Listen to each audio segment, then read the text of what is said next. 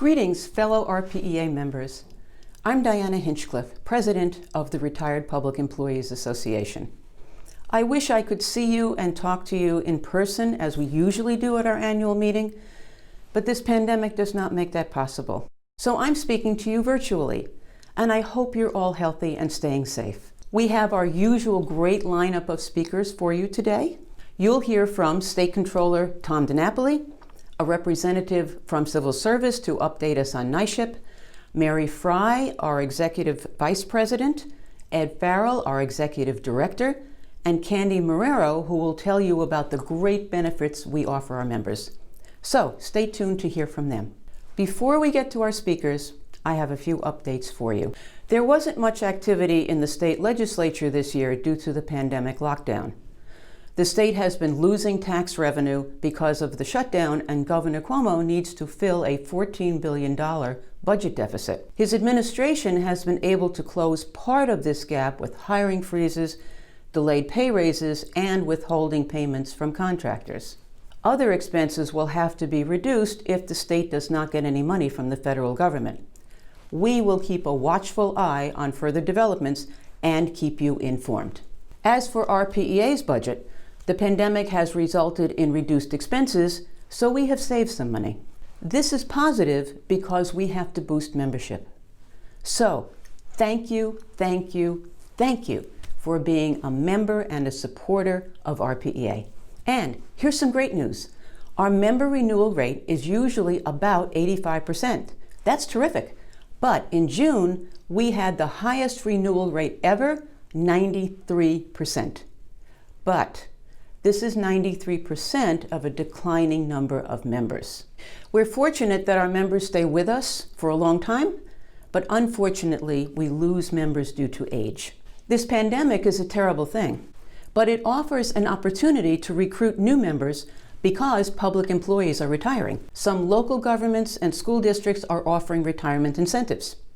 These employees are eligible to become members of RPEA. This is where we need your help. If you know a teacher, a school district administrator, a local government employee, a library staff person, or any other government employee who has retired or is thinking of retiring, please tell them how important it is to join RPEA.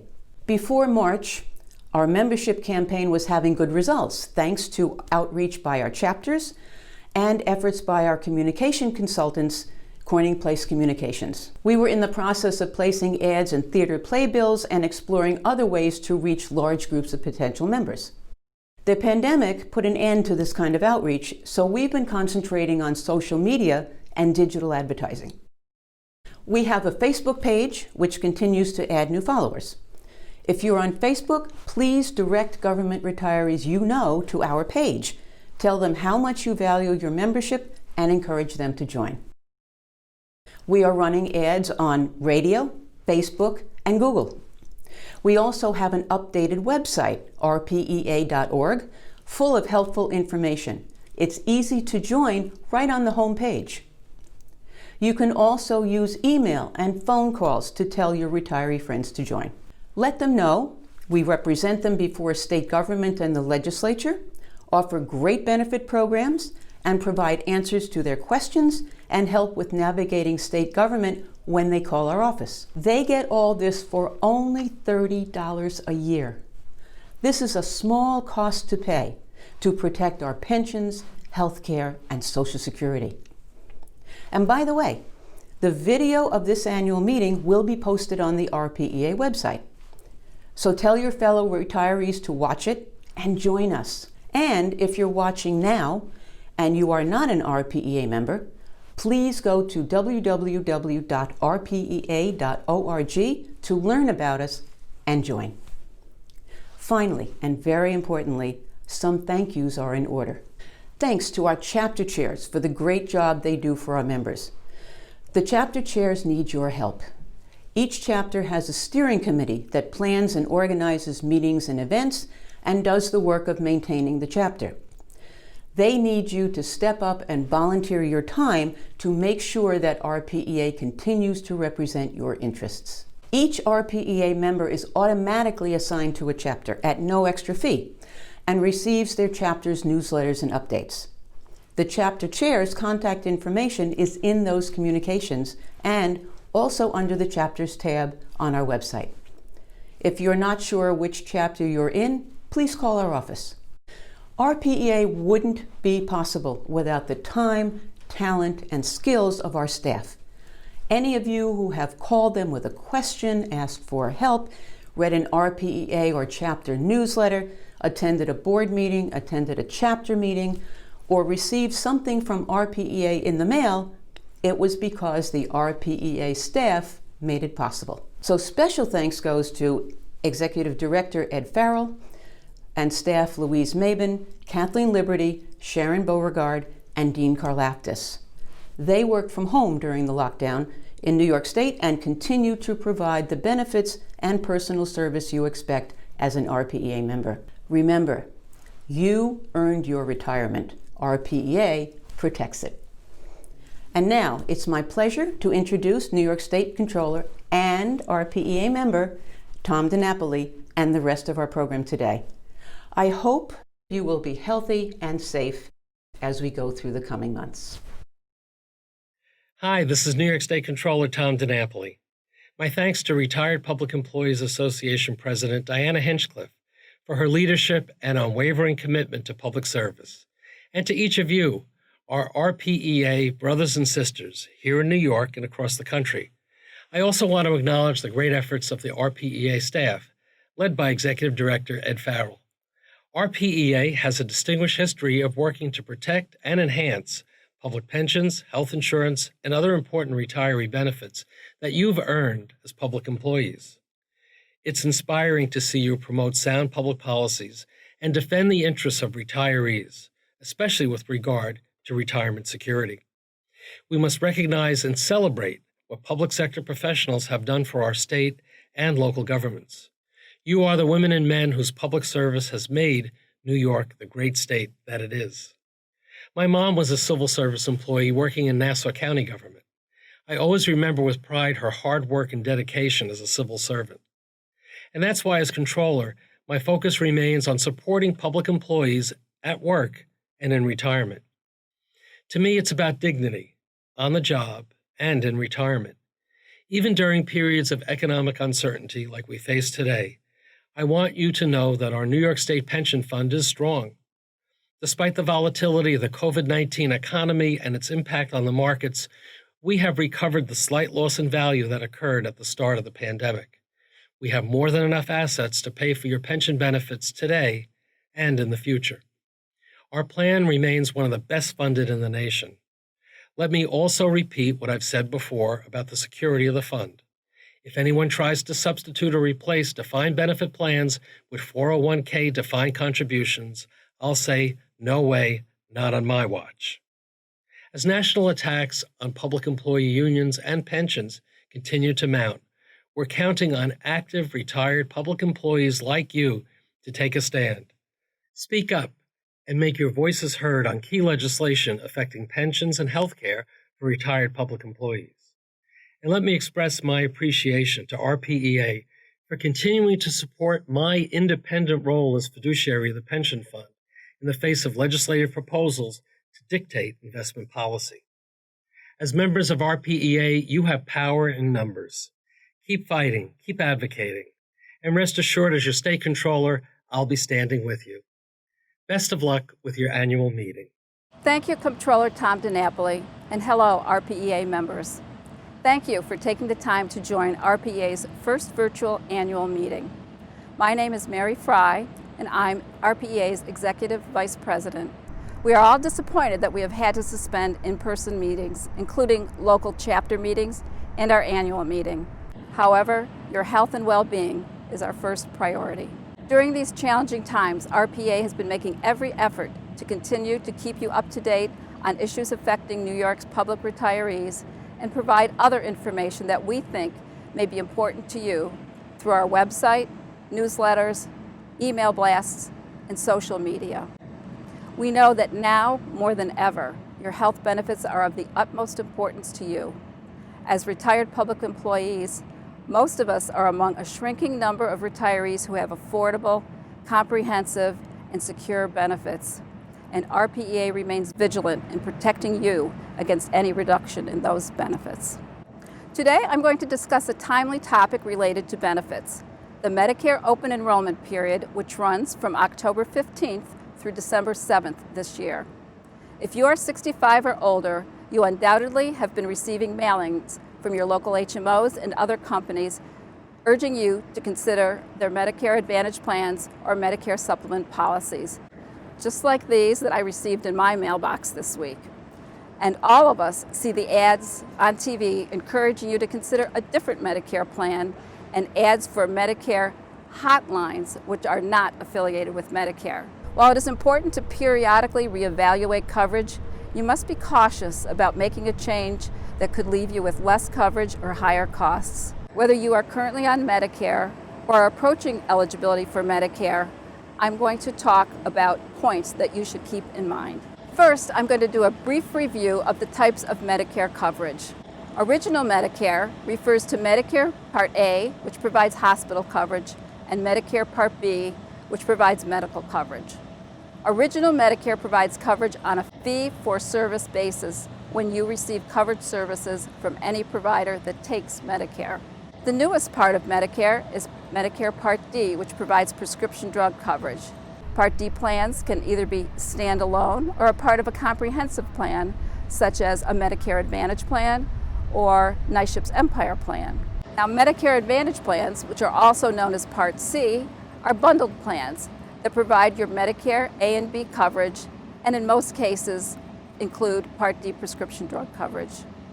Medicare Advantage plans usually require you to use network providers, may offer lower out-of-pocket expenses than original Medicare, and often provide extra benefits such as dental and vision coverage. And finally, some companies offer Medicare supplement plans, which provide coverage that helps you pay for out-of-pocket expenses under Medicare, such as your copays and coinsurance amounts. Next, I'm going to talk about some cautionary notes that apply to everyone who is thinking about changing plans. So regardless of what type of coverage you may have, you should consider these factors when thinking about changing plans, whether it's a Medicare plan or a plan that you have because you're not yet eligible for Medicare. First, if the plan requires you to use a network provider, does that network meet your needs? Are the providers and facilities you use in the network, or would you need to change the doctors and other healthcare providers you see and where you will receive your services? Second, carefully check the prescription drug formulary. Are the prescription drugs you are currently taking covered? And what will your out-of-pocket cost be for those drugs? Third, is your coverage available only in a limited geographic area? If you're a frequent traveler or spend a portion of the year in another location, for example, you're a snowbird, what coverage will you have outside of the plan's area? Is coverage limited to only emergency care?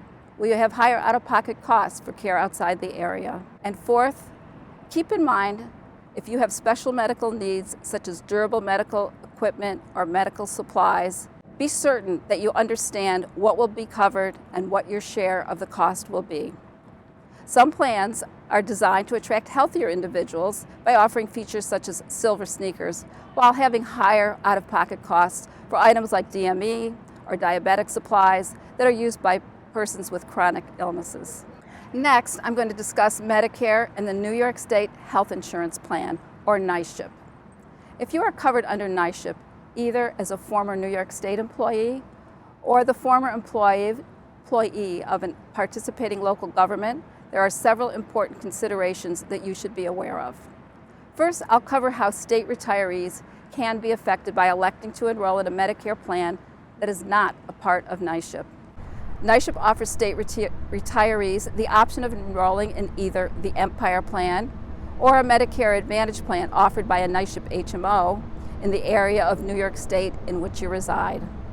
If you are a state retiree, as long as you remain covered through NYSHIP, you have nothing to worry about other than ensuring that you are enrolled in the NYSHIP option that best meets your needs.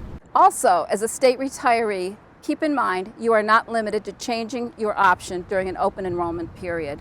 You can change options once during any 12-month period. However, if as a New York State retiree, you're thinking of joining a Medicare plan that is not a part of NYSHIP, the consequences can be serious. First, Medicare allows you to be enrolled in only one Medicare plan. Therefore, if you have Empire Plan coverage with Silver Scripts Medicare D prescription drug coverage, or if you are enrolled in a NYSHIP HMO Medicare Advantage plan and you choose to enroll in any Medicare plan outside of NYSHIP, even a standalone Medicare D prescription drug plan, your NYSHIP coverage, including medical, hospital, mental health and substance abuse, and drug coverage, will automatically be canceled for you and your covered dependents. And if your NYSHIP coverage is canceled, there are other serious consequences. First, the state will no longer reimburse you for your or your Medicare eligible dependents' Medicare Part B premiums. Second, if you have sick leave credits that you have been using to offset the cost of your NYSHIP coverage, that credit cannot be applied to any coverage you have outside of NYSHIP. Third, should you die while you're not enrolled in NYSHIP, in almost all cases, your dependents are not eligible for dependent survivor coverage. And finally, if you leave NYSHIP and then want to re-enroll, there's a 3-month waiting period before your coverage would begin. Similar consequences may apply if you are a retiree of a local government enrolled in NYSHIP's Empire Plan and you elect enrollment in a different Medicare plan. However, since your former employer may offer alternatives to NYSHIP coverage, and they're permitted to establish many of their own rules regarding your health benefits, you should contact your former employer for information about how changing plans may affect your coverage, the cost of your coverage, and eligibility for future coverage for you and your dependents. So clearly, not only are health benefits extremely important to us, they are also complex. And making the wrong move can drastically affect the benefits you have and be costly to you. But by being an RPEA member, you have access to our knowledgeable and professional staff members who are available to help you with your health benefits questions and problems. One of the effects of the pandemic has been the strain it has put on already limited federal, state, and local government resources who you counted on for assistance with your benefits in the past. I know many of you already know how valuable your RPEA membership is when you receive friendly, prompt, and expert assistance with your benefit issues. And at this time, when it is so difficult for us to grow our RPEA membership, I hope you will let your fellow retired friends and acquaintances know that this is just one of the many advantages of being an RPEA member and encourage them to join. And if you know public employees who are planning on retirement, let them know it's never too early to join RPEA. RPEA's professional benefits staff can be an important resource and provide them with the benefits information they need to ensure a smooth transition into retirement. As I like to say, at $30 a year, RPEA membership is a tremendous bargain and money well spent. Thank you, and stay well. Good morning, retired Public Employee Association members. My name is Mike Jones, and I am an employee of the New York State Department of Civil Service Employee Benefits Division, where we administer the New York State Health Insurance Program, or NYSHIP. Today we will talk about NYSHIP and the Employee Benefits Division role, your NYSHIP cost, Medicare and NYSHIP, prescription drug coverage, dependent survivor coverage, and the income-related monthly adjustment amount, or IRMA, reimbursement. Our first topic today will be how to change your NYSHIP plan option. There is no option transfer period for retirees. Retirees may change their health plan option at any time, but only once during a 12-month period. Notification of available NYSHIP plan options and premium rates will be mailed to your home toward the end of each year. The New York State Health Insurance Program allows for 2 rate tiers, NYSHIP coverage as an individual or a family unit. This 2-tiered rate structure is the result of collective bargaining between the unions that represent state employees and NYSHIP. Negotiated benefits are then administratively extended to unrepresented groups such as retirees.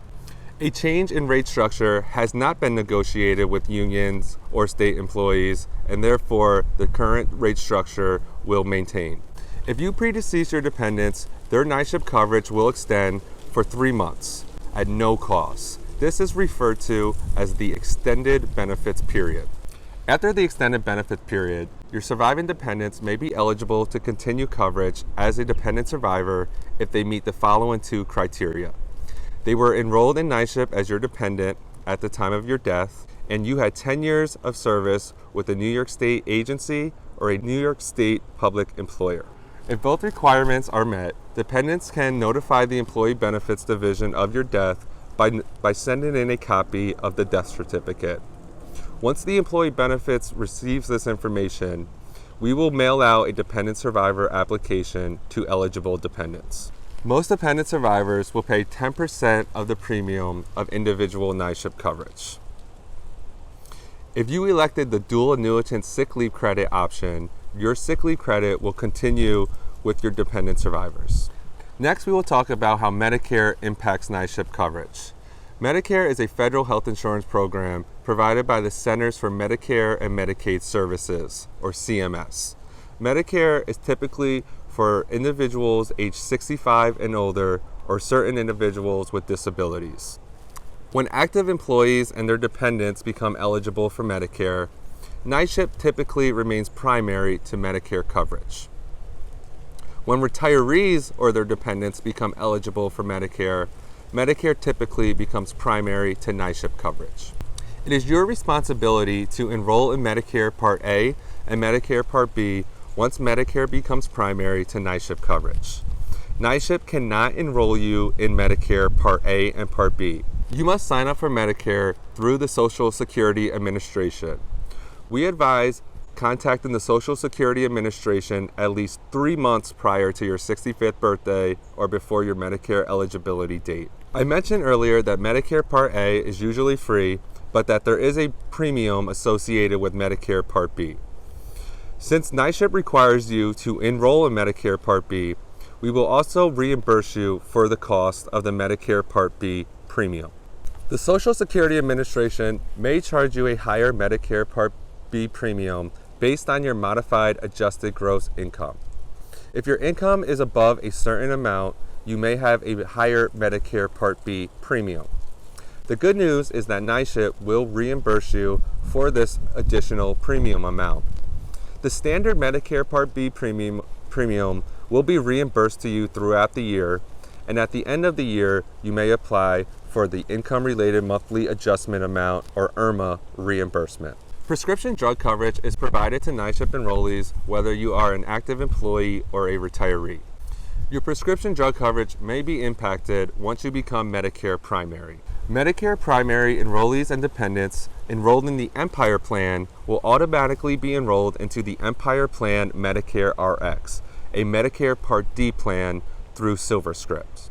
Enrollment in the Empire Plan Medicare RX is a requirement for Empire Plan members. If you have questions about HMO coverage, contact the HMO. About Medicare, contact Medicare. If you are enrolled in the Empire Plan and have questions about traveling, please refer to our NYSHIP publication, On the Road with the Empire Plan. There are tons of great information and resources in this publication for you to refer to when you are traveling. The Employee Benefit Division call center is open Monday through Friday, 9 a.m. to 4 p.m. The phone number is 518-457-5754 or 1-800-833-4344. Please note that a signed release will be required to release your protected health information to anyone besides you. The Employee Benefits Division has its own form called an EBD 543 HIPAA authorization form. Please complete this form and submit it to the Employee Benefits Division if you would like anybody to speak on your behalf about your insurance. Additionally, if you would like somebody to make changes on your behalf, an individual with power of attorney will need to complete an EBD 543 HIPAA authorization form before EBD can disclose information to them. Please remember to visit NYSHIP online at cs.ny.gov. There's tons of great resources there for you to refer to. Thank you, and please enjoy the rest of the meeting today. Hi everyone, I'm Candy Marrero from Worksite Benefits. Many of you have already met me. I've been working with RPEA for many years. I'm sorry that we can't be together this year, but I'm glad to do this so we can at least get some information out to you. We want you to know the great benefits that you have with RPEA, and we hope that if you have any questions that you'll give us a call on it. So I'll start first with your dental benefits. You've had your dental benefits through RPEA as an offering, as a benefit for membership for many, many years through Emblem Health GHI. Nobody has the benefits that are actually offered through RPEA other than the state government. So basically, for your Emblem Health GHI benefits, you have an offering for just their basic plan to start with. So what that means is your cleanings, your x-rays, your exams, and you would also get your fillings, extractions, root canals, and oral surgery under the same benefit for free. You pay nothing. You go into a participating dentist and you come out and you pay nothing. The same as for your restorative benefits, which is your fillings, extractions, and things like that. So if you have to go in and get get a filling or get an extraction, you will pay zero amount on this benefit, and you can't really get better than that. The only downside to GHI Emblem Health is this. There's actually two, I will say. One is the network is not good everywhere in the whole United States. So if you're here in the Albany area, or if you're in New York City, or and in a lot of states it's very good. But there are some states, especially in the South, that they don't have as good of a network. So a few years ago we brought in another dental carrier to work with us, which is under MetLife. MetLife is a national program. Everybody's heard of them. All your dentists know of them. So, they're an easy carrier to work with. The second downside to it, if you want to say it's a downside, is that you only get your basic, your restorative and your preventative benefits through this program for the first year. And if you want to buy up to get to the next level, you have to actually be on it for 12 months. The next level would give you 50% off of major services: crowns, bridge work, dentures, and periodontics. So for anyone needing those services, you would have to be on the basic plan for 1 year, and then you can buy up to the 50% on year 2 or any year after. You just have to at least be on for 1 year. And then after you're on the 50% one for at least 12 months, you could buy up again and go on to the 80%. So the 80% one would pay 80% of those services. So the dental benefit is just extremely good through RPEA, and again, very closely mirrors what you had through the state if you actually had dental benefits through your union. So if you have any questions on any of the dental or need more information, you can certainly always reach out to us. Our number is 518-326-3939, and we will help you in every way we can. If you call our office, we will ask you for some information so that we can run the quote for you. We will send you the information. We will get you provider information for the area that you live as well. And if you want to sign up, you would sign up through us with an application that we would get to you. In addition to your dental benefits, you also have vision options through your RPEA membership. So first of all, yes, it is $9.95 a month, so that does represent approximately just under $120 a year. But what you get for that benefit, you get an annual eye exam, which in most cases is worth at least $100, free lenses, and that would be single vision, double vision, or trifocal lenses, and they would be free. The other thing that you're getting is you're getting $200 off of your frames, plus 20%. I don't wear glasses, but I talk to people all the time that do, and when I ask people how much their glasses are, I'm always astounded to know how much they cost. I mean, it seems like between $500 and $800 is about the average cost of a pair of good glasses. If you can get $59 glasses and they work for you, then again, so be it. But we just want you to know what your benefit is here. And then last but not least, on this same benefit through this VSP program, in addition to your glasses benefit, you also get a hearing aid benefit. This will give you a hearing test.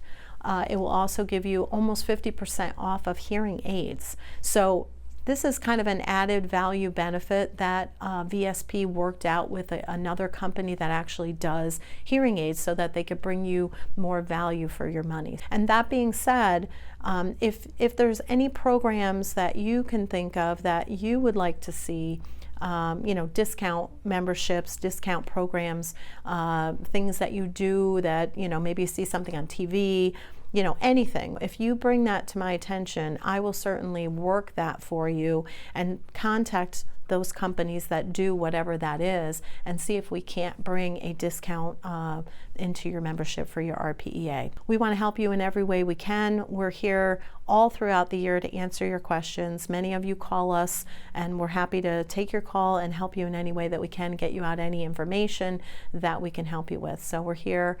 We hope you stay healthy and well, and if you need us, give us a call. Thank you. Thank you, Candy.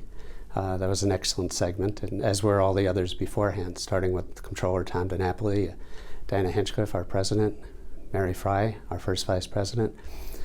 It's a very unusual presentation we're making today, but we're doing the best we can to get information out to you at this virtual annual meeting. One of the things I want to talk about is first that we've always been here. Even when we were shut down, we were working remotely. And we're always available to respond to your questions, emails, etc. When we got the go-ahead from the governor to open up, we came back and are now at full force and here to continue to meet your needs every day. That's what we do. So we're here, we're doing this unusual, hopefully helpful presentation regarding the annual meeting, but we're here every day for you, no matter what. I call your attention to the mission statement to remind everyone that our mission is to protect, promote, develop, and improve pensions-related income and health benefits for retirees and their beneficiaries. No one else does that. That's our sole purpose. For those who are considering becoming members, we strongly encourage you to join. It's a sound investment in your retirement. You've worked all these years to get to retirement, and membership in RPEA helps secure that soundly. There are other groups, some of which involve union members, etc., but once you're retired, you're not a member of the bargaining unit anymore. So we're the only ones whose sole purpose is to represent the interest of retirees. And one of the major things we do in that regard is advocacy. We have a very strong legislative committee chaired by Bob Riley, who's a former member of the State Assembly, and Kevin Cleary, who is our lobbyist. Together put together what would have been an excellent program. It is an excellent program, but because of the session being curtailed, cut short because of the pandemic, things did not go as planned. But let me just hit on a couple of things that did happen. One had to do with the state budget. Once again, the governor had proposed cuts for retirees in the New York State Health Insurance Plan, NYSHIP. He wanted to cap the Medicare reimbursement and also to eliminate the IRMA reimbursement. We were successful in defeating that. Even though the budget was somewhat unusual process this year, we were able to prevail in that regard. Our legislative advocacy focused on three major priorities. The first had to do with access to skilled nursing facilities. If you are in NYSHIP and a retiree in NYSHIP, of course our members are retirees, but there's just a disparity in benefits. If you are an active enrollee, active employee, and in NYSHIP, and you need to go to a skilled nursing facility, you get full coverage to 120 days. If you are a retiree in NYSHIP and you're paying the same premium as the active employees, you're only entitled to 20 days of rehab. And the disparity, 120 days versus 20, is unexplainable. And we've raised this, and the answer is, well, it's always been that way, which of course we all know is a silly answer. That doesn't mean it's right. The second thing is something the Comptroller mentioned in his remarks, and that's the pension fund and his role as the sole trustee. We strongly support the Comptroller as the sole trustee of the pension fund. We think it's inappropriate for the legislature to try and get involved and tell him what to invest in or not to invest in. The purpose of the pension fund is not to accomplish some social goal, even though it may be desirable. The purpose of the pension fund is to provide benefits for current and future retirees. That is the purpose. And we think it's important for the Comptroller as the sole trustee to be responsible. Legislature should not be sticking its nose in that business. That's his prerogative, and we support Comptroller DiNapoli wholly in that regard. Third item is the so-called Medicare for All. This got talked about a bit in the presidential primaries on the Democratic side, but there's been a bill in the legislature which would abolish all health insurance in New York State, including NYSHIP, and would force all residents of the state into this new state-run health plan. Of course, we have retirees who live out of state who would not be eligible because they're not residents. There are other flaws in the bill which we have pointed out that we think could lead to a diminution of current benefits, and we were successful in stopping that bill this year. One other thing I want to point out, and it was a couple of years ago and we take pride in it, and it had to do with defeating the proposal to call a constitutional convention. We all know that retirees have certain benefits which are protected in the state constitution, namely that our pensions can't be diminished, and secondly, that our pensions are exempt from New York State income tax. If there were to be a convention, these and every other issue imaginable could be on the table and subject to change. We were very strong in our opposition to that, and I'm happy to say that it went down to defeat in every county in New York State. The voters agreed with us. They did not want to open up the state constitution. I just want to close with a couple comments, if I may. I thank you for all of your time and hopefully getting through the end of this, and I'm the last person, but it's important to remember that if you call here, you can get help. And when you're a retiree and you're out there on your own, that's an incredible and valuable service. The advocacy that we do is important. But when you have a problem that affects you personally, and you don't know who to call and you don't know what the answer is, you can call here and a real person will answer the phone and we can take care of it usually right away. And if not, we'll get back to you as soon as is feasible. But there's almost no place in today's society where you can call and talk to a person who is knowledgeable in the subject area where you have an issue or a problem. But you can call here because you are one of our members, and that's why we exist. So we celebrated our 50th anniversary last year, and it was a big event, and 50 years is commendable. But we're now working on the next 50, and we're going to build on our past success and move forward into an even more successful future. So I thank you for participating. I also want to point out, since this is being taped and you're watching it now, we are available in the office if you want to call or email us with some in regard to any of the issues we've raised during this seminar, and feel free to do that, and we'll get back to you as soon as we can. So thank you very much, and stay safe and be well.